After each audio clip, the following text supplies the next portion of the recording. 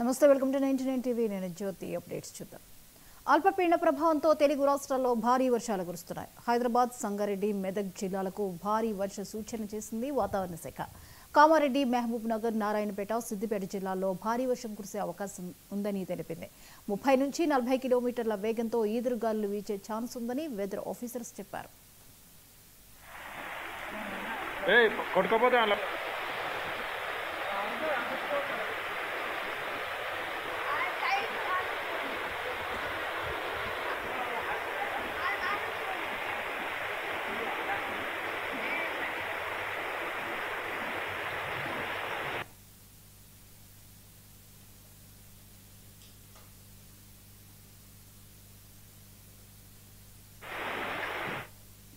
హైదరాబాద్లో నిన్న రాత్రి కుండపోత వర్షం కురిసింది. నాలాలో 3 గల్లంతయ్యారు. ఆసిఫ్ నగర్లో 2, ముషీరాబాద్లో 1 గల్లంతు కనిపించకుండా పోయారు.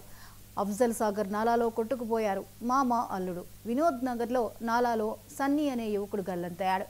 వారి కోసం అధికారులు ముమ్మరంగా గాలిస్తున్నారు. గచ్చిబౌలిలో గోడ కూలి 1 మృతి చెందగా 4కి గాయాలయ్యాయి.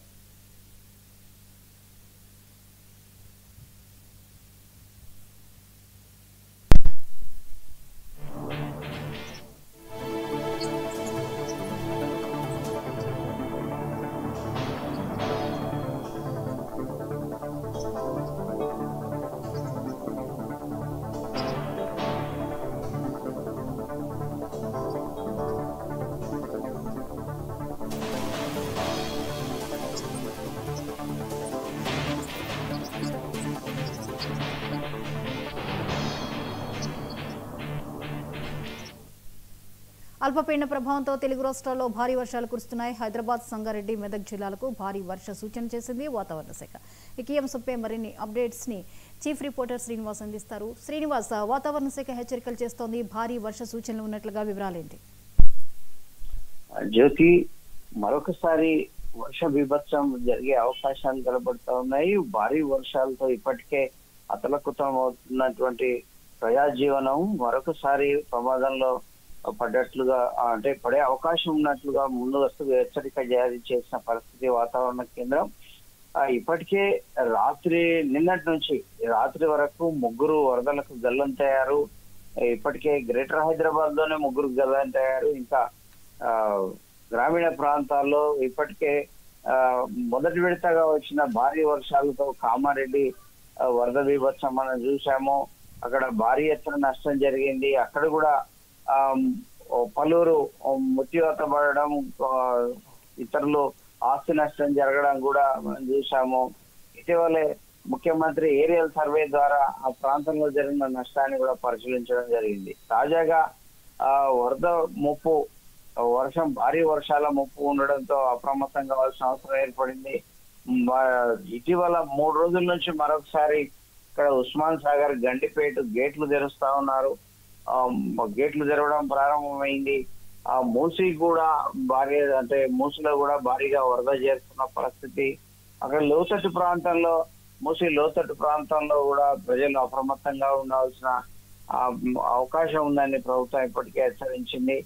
ప్రస్తుతము మూసీలో వరద భారీగా ప్రవహిస్తుండటంతో లోతట్టు ప్రాంతాల్లో ముఖ్యంగా ముసరాంబాగ్ బ్రిడ్జి వద్ద అయితే రాకపోకలు నిలిచిపోయిన పరిస్థితి.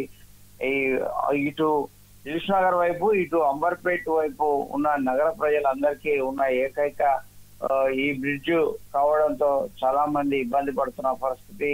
ఈ బ్రిడ్జ్ కొత్తగా ఇక్కడే బ్రిడ్జ్ కడుతున్నప్పటికీ అది ఇంకా అందుబాటులోకి రాకపోవడం, ఈ రోడ్ లెవెల్ బ్రిడ్జ్ రాకపోకలకు ఆటంకం కలగడం, వరద ప్రవాహంతో ఇక్కడ ప్రజలకు చాలా ఇబ్బంది కలిగిస్తున్న పరిస్థితి. దాంతో వాళ్ళు అటు న్యూ మలక్పేట్ గంజికు వెళ్ళాలన్నా, లేకపోతే బస్ స్టేషన్ దిల్సుఖ్నగర్ లో జిల్లా బస్ స్టేషన్ ఉంటుంది, అక్కడికి వెళ్ళాలన్నా, అక్కడి వాళ్ళు ఇటు కాచిగూడ రైల్వే స్టేషన్ కావచ్చు, అలాగే సికింద్రాబాద్ రైల్వే స్టేషన్ వెళ్ళాలన్నా కూడా వయా గోల్నాకా బ్రిడ్జ్ వైపు చుట్టూ తిరిగి వెళ్లాల్సిన పరిస్థితి ఏర్పడింది.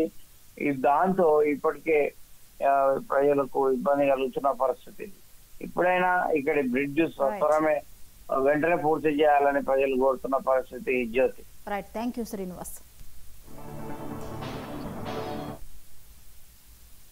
నాగార్జున సాగర్ ప్రాజెక్టుకు భారీ వరద కొనసాగుతోంది. సాగర్ ప్రాజెక్టు 20 గేట్లు 5